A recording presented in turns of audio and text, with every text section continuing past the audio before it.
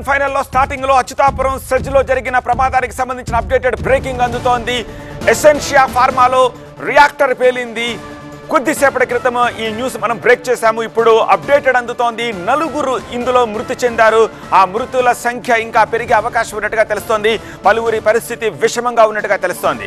Anakapalli area ఆసుపత్రిలో పలువురికి చికిత్స అందిస్తున్నారు. పరిసర ప్రాంతాల్లో దట్టమైన పొగ అలుముకున్న దృశ్యాలని స్క్రీన్ పై చూస్తున్నాము. ప్రమాద తీవ్రతకు పరిశ్రమ గోడలన్నీ కూడా పగిలిపోయినట్టుగా తెలుస్తోంది, ధ్వంసమైపోయినట్టుగా తెలుస్తోంది.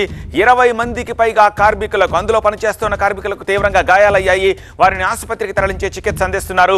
ఇప్పటిదాకా 4 చనిపోయినట్టుగా తెలుస్తోంది. మరికొంతమంది పరిస్థితి విషమంగా ఉన్నట్టుగా చెప్తున్నారు. అనకాపల్లి జిల్లా రాంబిల్లి మండలం అచ్యుతాపురం సెజ్లోని ఎసెన్షియా కంపెనీలో ఈ భారీ అగ్ని ప్రమాదం జరిగింది.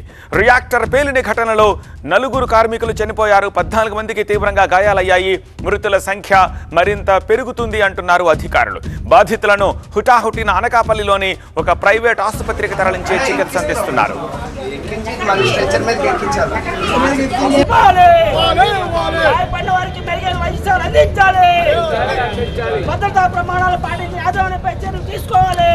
ఎసెన్షియా కంపెనీలో ఉద్యోగులు కార్మికులంతా రోజువారీగానే పనిచేస్తున్నారు.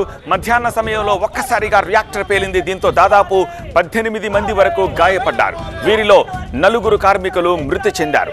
రియాక్టర్ పేలి భారీగా మంటలెగిసిపడ్డాయి. పెద్ద శబ్దాలతోటి పేలుడు జరగడంతో కొంతమంది భయపడి బయటకు వచ్చేశారని, లేకుంటే మరింత ఘోరం జరిగేదని కార్మికులు అంటున్నారు. ప్రమాదంతో ఫార్మా కంపెనీ పరిసర ప్రాంతాల్లో దట్టమైన పొగ అలముకుంది.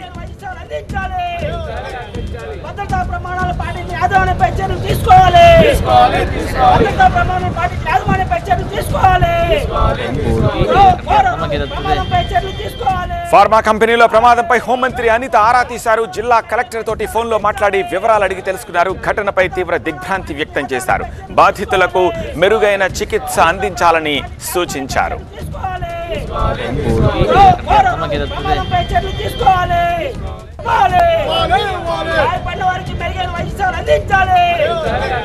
భద్రతా ప్రమాణాలు పాటించి